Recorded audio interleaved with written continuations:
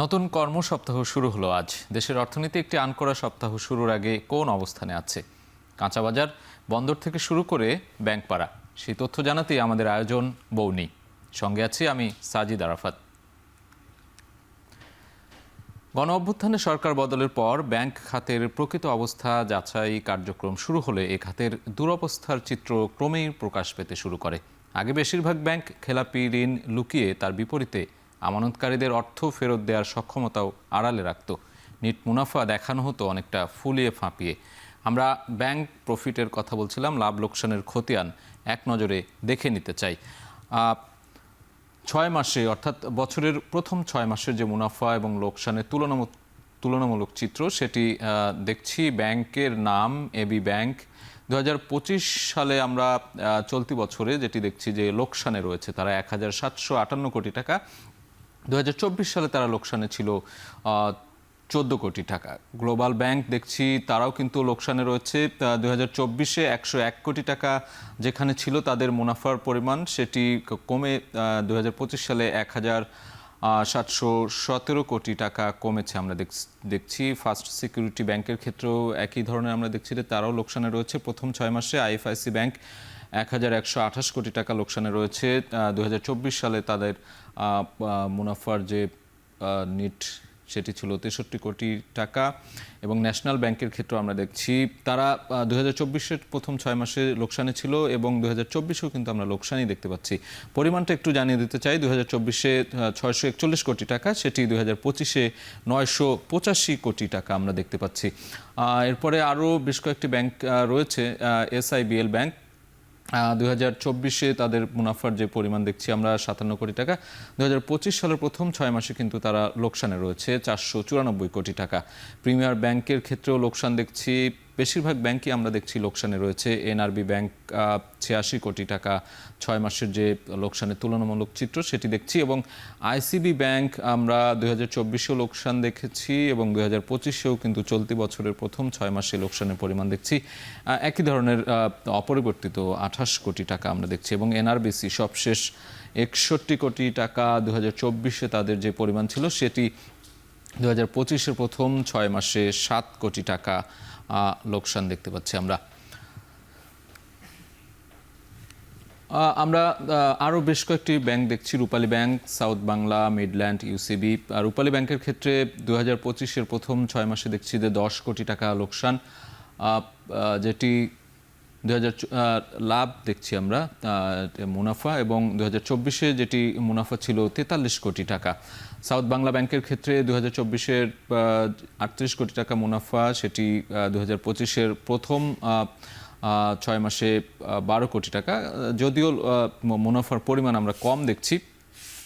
Midland ব্যাংকের ক্ষেত্রেও মুনাফার পরিমাণ কিন্তু কমে গিয়েছে, 12 কোটি টাকা দেখছি আমরা। ইউসিবি ব্যাংকের ক্ষেত্রে 19 কোটি টাকা দেখছি, যেটি 2024 সালে ছিল 127 কোটি টাকা। এবং এক্সিম ব্যাংকের ক্ষেত্রে 2025-এর চলতি বছরে যে 19 কোটি টাকা দেখছি, যেটি গত বছর ছিল 165 কোটি টাকা। অর্থাৎ যেটি বলছিলাম যে এর পরিমাণ কিন্তু কমে এসেছে। আমরা ধারাবাহিকভাবে আরও কয়েকটি ব্যাংকের নাম দেখছি। ওয়ান ব্যাংক 19 কোটি টাকা মুনাফা, যেটি 2024 সালে ছিল 119 কোটি টাকা। প্রথম 6 মাসে 19 কোটি টাকা দেখছি আমরা 2025-এ। মুনাফার পরিমাণ কিন্তু অনেকাংশে কম দেখছি। আল আরাফা ক্ষেত্রেও আমরা দেখছি যে প্রথম 6 মাসে 96 কোটি টাকা। ঢাকা ব্যাংক এই 2025-এ প্রথম 6 মাসে 122 কোটি টাকা, যেটি 2024-এ ছিল 160 কোটি টাকা। এবং ট্রাস্ট ব্যাংকের ক্ষেত্রে 145 কোটি টাকা দেখছি এবং গত বছর ছিল 152 কোটি টাকা। উত্তরা ব্যাংকের ক্ষেত্রেও আমরা দেখছি এই 6 মাসে কিন্তু 2025-এ 194 ছিল, 2024-এ সেটি 152 ছিল। অর্থাৎ পরিমাণটা আমরা বেশি দেখছি এখানে। তাদের নেট মুনাফার যে পরিমাণ সেটি আমরা বেশি দেখছি। গত কয়েক বছর ধরে নানামুখী সংকটে জর্জরিত দেশের ব্যাংক খাত। আমানত কমার পাশাপাশি ঋণ খেলাপি ও তারল্য সংকট তীব্র হচ্ছে। এই অবস্থায় 5টি ইসলামী ব্যাংককে একীভূতকরণে সপ্তাহ জুড়ে শুনানি করছে কেন্দ্রীয় ব্যাংক। আমরা দেখে নিতে চাই কোন 5টি ব্যাংক কেন একীভূতকরণ করা হচ্ছে। আমরা যদি কারণ উল্লেখ করতে চাই, মূলধন, তারল্য সহায়তা, খেলাপি ঋণ, সিআরআর ও প্রভিশন ঘাটতি, এই কারণগুলোতে মূলত মোটা দাগে বলা চলে যে 5টি ব্যাংককে একীভূতকরণ করা হচ্ছে। আমরা একটু এক নজর দেখে নিতে চাই, নামগুলো দেওয়া আছে এখানে। ফার্স্ট সিকিউরিটি ইসলামী ব্যাংক, ইউনিয়ন ব্যাংক, গ্লোবাল ইসলামী ব্যাংক, সোশ্যাল ইসলামী ব্যাংক এবং এক্সিম ব্যাংক, এই 5টি ব্যাংককেই কিন্তু একীভূতকরণ করা হচ্ছে এবং সেটি নিয়ে কিন্তু এখনও কেন্দ্রীয় ব্যাংকে আমরা দেখছি যে শুনানির যে বিষয়গুলো সেগুলো কিন্তু চলছে। দেশে বৈদেশিক মুদ্রা রিজার্ভ ফের বেড়ে $31 বিলিয়ন অতিক্রম করেছে। প্রবাসী আয় ও রপ্তানি আয়ে রেকর্ড প্রবৃদ্ধি, আন্তর্জাতিক সংস্থার ঋণ সহায়তা, সব মিলিয়ে বৈদেশিক মুদ্রা স্বস্তিদায়ক অবস্থানে রয়েছে। তবে ইতিবাচক সূচক সত্ত্বেও টাকার মান ডলারের বিপরীতে ক্রমেই অবমূল্যায়নের দিকে যাচ্ছে। আমরা সেই চিত্রটি একটু দেখে নিতে চাই যে মানি ভ্যালু অর্থাৎ টাকার মূল্যমান ইতিবাচক সূচক সত্ত্বেও, যেটি বলছিলাম, এক বছরে দুর্বলতা দেখা দিয়েছে। বাংলাদেশের ক্ষেত্রে বাংলাদেশের যদিও টাকা মুদ্রা মান কমেছে, আমরা দেখছি যে 9.84। ইন্দোনেশিয়ার মুদ্রা রুপিয়ার মান কমেছে 4.4। ভিয়েতনামের মুদ্রা ডং, তার মান কমেছে 3.4% আমরা দেখছি, এবং ভারতের রুপি 2.6, চীনের ইউয়ান 2.2 কমেছে। এবং পরবর্তীতে আরও বেশ কয়েকটি দেশের তালিকা আমরা দেখছি। ফিলিপাইনের মুদ্রা পেসো, তার মান কমেছে 1.9। পাকিস্তানের রুপি 0.8। আমরা একটু ব্যতিক্রম দেখছি শ্রীলঙ্কা এবং কম্বোডিয়ার ক্ষেত্রে। শ্রীলঙ্কান রুপি আমরা দেখছি যে মান কিন্তু বেড়েছে 1.6, এবং কম্বোডিয়ার রিয়েল সেটিও কিন্তু মান বেড়েছে। আমরা দেখছি পরিমাণটা 1.0 মান বেড়েছে। এবং টাকার অবমূল্যায়ন কারণগুলো আমরা একটু দেখে নিতে চাই। উচ্চ মূল্যস্ফীতির একটি বিষয় রয়েছে, রফতানি এবং রেমিটেন্সে অতি নির্ভরশীলতা, সেটি একটি বড় কারণ, এবং বৈদেশিক ঋণের চাপ, নীতিগত সীমাবদ্ধতা, হুন্ডি ও কারেন্সি গ্যাপ, এই মোটা দাগে এই 5টি কারণে কিন্তু যে মুদ্রার মান ওঠানামা বা মান কিন্তু কমেছে আমরা দেখতে পাচ্ছি। এবারে মুদ্রা বাজারের খবর জানতে চাই। ডলারের দাম বাজার ভিত্তিক করার পরও খোলা বাজারে দাম কেন্দ্রীয় ব্যাংকের দেয়া মধ্যবর্তী দামের চেয়ে এখনও বেশি। সেই ডলার রেট আমরা দেখে নেব। বৈদেশিক মুদ্রার বাজার এখন কেমন চলছে? মার্কিন ডলার ক্রয় মূল্য 121.55 টাকা এবং বিক্রি হচ্ছে 121.73 টাকায়। ইউরোর ক্ষেত্রে আমরা দেখছি 142.02, বিক্রি হচ্ছে 142.27। এটি আজকে সপ্তাহের আমরা একেবারে আপডেট তথ্য দিচ্ছি। পাউন্ডের ক্ষেত্রে 164.12 টাকা ক্রয় মূল্য এবং 164.40 বিক্রয় মূল্য। রুপির ক্ষেত্রে কিন্তু কোনো পরিবর্তন নেই, 1.38। ইউয়ানের ক্ষেত্রে 17.06, 17.10। পরবর্তীতে আমরা দেখে নিতে চাই মুদ্রা অস্ট্রেলিয়ান ডলার 79.48, বিক্রয় মূল্য 79.64। সিঙ্গাপুর ডলার 94.65, 94.85 বিক্রি হচ্ছে। ইয়েনের ক্ষেত্রে আমরা দেখছি কোনো ধরনের পরিবর্তন নেই, অপরিবর্তিত 0.83 ক্রয় মূল্য, বিক্রয় মূল্য একই।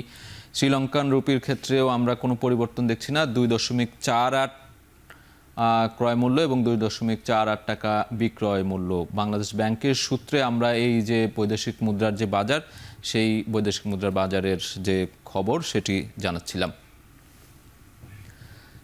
স্বর্ণের বাজারের খবর জানবো। দেশের বাজারে সোনার দাম আবারও বেড়েছে। এ দফায় প্রতি ভরিতে সোনার দাম বেড়েছে 1,668 টাকা।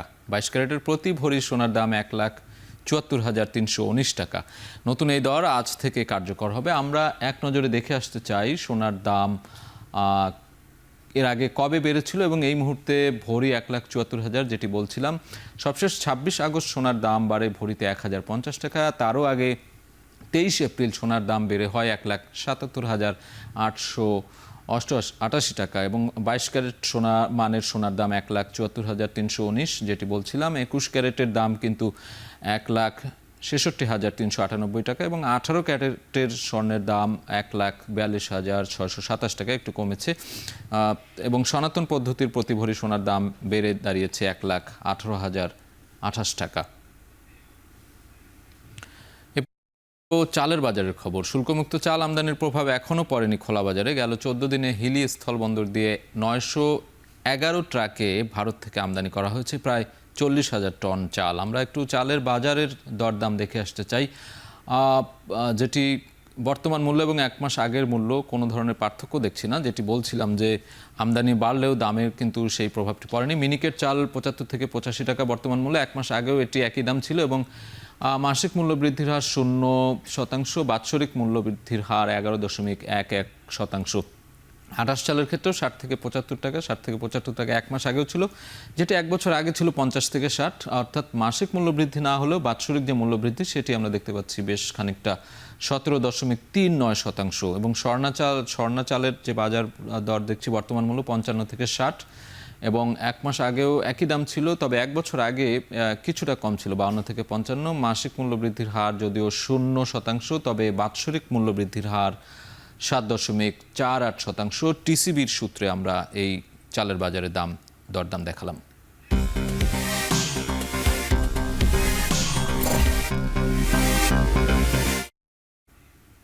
চলতি সপ্তাহের প্রথম কার্যদিবসে দেশের প্রধান পুঁজিবাজার ঢাকা স্টক এক্সচেঞ্জ সবশেষ অবস্থা জানতে আমরা সরাসরি দেখে নেব ডিএসসির ওয়েবসাইট। আজকে সপ্তাহের শুরুর দিন 1:40 পর্যন্ত আমরা দেখছি ডিএসসিএক্স ইন্ডেক্সে 5,598 পয়েন্ট এবং লেনদেন হয়েছে। ডিএসসিএস ইন্ডেক্সে দেখছি আমরা 1,230 পয়েন্ট এবং ডিএস30 ইন্ডেক্স 2,191 পয়েন্ট। ডিএসসিএক্স ইন্ডেক্সে আমরা দেখছি যে 1.46 পয়েন্ট বেড়েছে, ডিএসসিএস ইন্ডেক্সে দেখছি 1.90 বেড়েছে এবং ডিএস30 ইন্ডেক্সে 1.60 বেড়েছে পয়েন্ট এখন পর্যন্ত। এবং দুপুর 2:30 পর্যন্ত লেনদেন হবে। 1:40 পর্যন্ত আমরা দেখছি যে 245টি কোম্পানির শেয়ার এখানে আমরা দেখছি যে কেনাবেচা হয়েছে। তার মধ্যে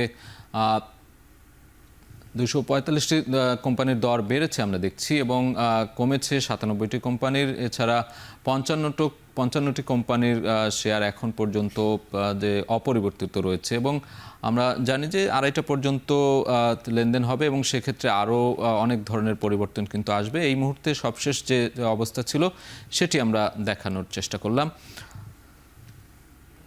এ পর্যায়ে চলতি সপ্তাহের বেশ কিছু কোম্পানি বার্ষিক পর্ষদ সভার তারিখ ঘোষণা করছে, সেটি এক নজরে আমরা দেখে আসতে চাই। কোন কোন কোম্পানি তাদের যে বার্ষিক পর্ষদ সভা সেগুলো আমরা দেখছি। Walton Hitech Industries PLC 3 September 2025 তাদের বার্ষিক পর্ষদ সভা ঘোষণা করেছে। GSP Finance Company PLC 2 September 2025 তাদের যে বার্ষিক পর্ষদ সভা সেটি। সমতা লেদার কমপ্লেক্স লিমিটেড 1 সেপ্টেম্বর 2025 এবং ইসলামী ব্যাংক বাংলাদেশ লিমিটেড এবং রূপালী লাইফ ইন্স্যুরেন্স কোম্পানি লিমিটেডের 31 আগস্ট আমরা দেখতে পাচ্ছি, অর্থাৎ আজকে তাদের যে বার্ষিক পর্ষদ সভা সেটি আজকে অনুষ্ঠিত হবে এবং বাকি যে আরও 3টি দেখছিলাম তারা 1, 2, 3 সেপ্টেম্বরে আমরা দেখছি তাদের যে পর্ষদ সভা। খুলনায় বাড়তি দামে বিক্রি হচ্ছে মাছ। গত 3 মাস ধরে কিছুতেই কমছে না মাছের দাম। সপ্তাহ ব্যবধানে ইলিশের দাম কেজিতে 300 টাকা বেড়েছে। এ নিয়ে আরও বিস্তারিত জানাতে নগরীর নিউ মার্কেট বাজার থেকে যুক্ত হচ্ছেন সহকর্মী রামিম চৌধুরী। রামিম রয়েছেন আমাদের সাথে। সেখানকার বাজারে, খুলনার বাজারে মাছের দরদাম সম্পর্কে জানাবেন। দাম বাড়ার কারণ কি আসলে? সাজিদ, মূলত কিন্তু এই মাছের দাম চড়া রয়েছে গত 3 থেকে 4 মাস ধরে আমরা দেখছি একই রকম অবস্থা। আজকেও কিন্তু মাছের দাম বেশ চড়া। এখানকার ব্যবসায়ীরা আমাদেরকে যেটি বললেন যে এখানে মাছের যে দাম সেটি কিন্তু গত 2 থেকে 3 মাস ধরে ঊর্ধ্বগতির দিকে যাচ্ছে।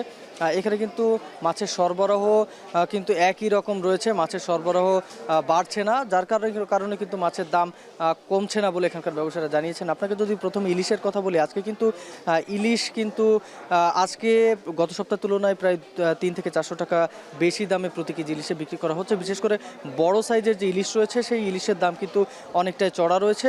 কেজি সাইজের উপরে যে ইলিশ সেগুলো কিন্তু প্রতি কেজি বিক্রি করা হচ্ছে 2700 থেকে 2800 টাকা।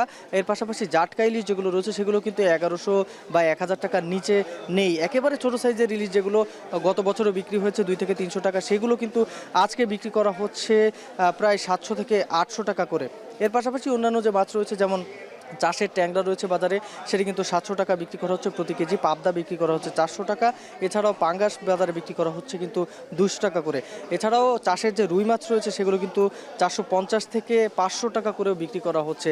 যে রুই মাছ কিন্তু গত 3 থেকে 4 মাস আগেও বিক্রি করা হয়েছে মাত্র 350 টাকা থেকে 400 টাকার মধ্যে, সেগুলো কিন্তু 500 টাকা পর্যন্ত চলে গেছে। এখানকার ব্যবসায়ীরা যেটি বলছেন যে মূলত কিন্তু বাজারে যে মাছের যে সরবরাহ সেটি কিন্তু অনেকটাই কম রয়েছে, এবং সরবরাহ কম থাকার কারণে কিন্তু মাছের যে দাম সেটি কিন্তু নিয়ন্ত্রণে আনতে পারছে না এখানকার ব্যবসায়ীরা। এবং তারা যেটি বলছেন যে মূলত মাছের যে চাষের যে জায়গাগুলো রয়েছে সেখান থেকে যদি নতুন মাছ আবারও বাজারে আসতে শুরু করবে যখন থেকে, এবং সমুদ্রে মাছের যে মাছ যখনই বাড়বে সামুদ্রিক মাছ বাজারে, তখনই কিন্তু দাম নিয়ন্ত্রণে আসবে বলে ব্যবসায়ীরা জানিয়েছেন। তো সাজিদ, সব মিলিয়ে খুলনার মাছ বাজার থেকে এই ছিল আমার কাছে সবশেষ খবর। খুলনার মাছের বাজারের খবর জানাচ্ছিলেন সহকর্মী রামিম চৌধুরী।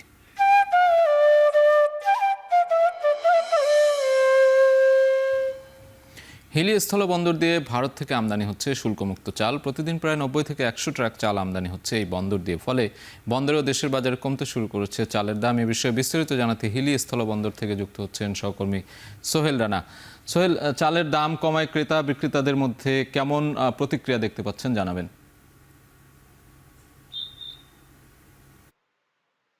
সাজিদ, দেশের যে কোনো পণ্যের দাম নিয়ন্ত্রণে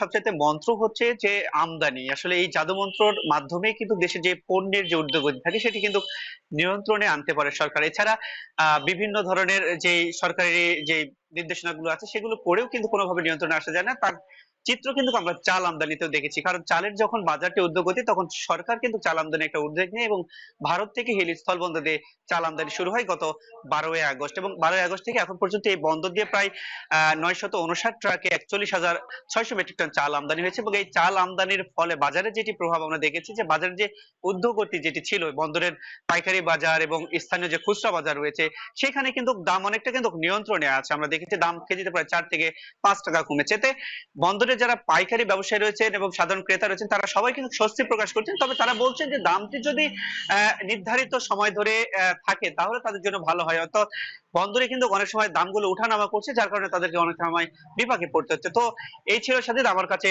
সর্বশেষ পরিস্থিতি। ধন্যবাদ সোহেল। হিলি স্থলবন্দর থেকে সরাসরি যুক্ত ছিলেন সহকর্মী সোহেল রানা। শেষ করছি আজকের বৌনি। এখন টেলিভিশন ওয়েবসাইট দেখতে ভিজিট করুন www.ekhon.tv। এছাড়া ফেসবুকে দেখতে ভিজিট করুন facebook.com/tv.ekhon। ইউটিউবে দেখতে ভিজিট করতে পারেন youtube.com/c/ekhon tv।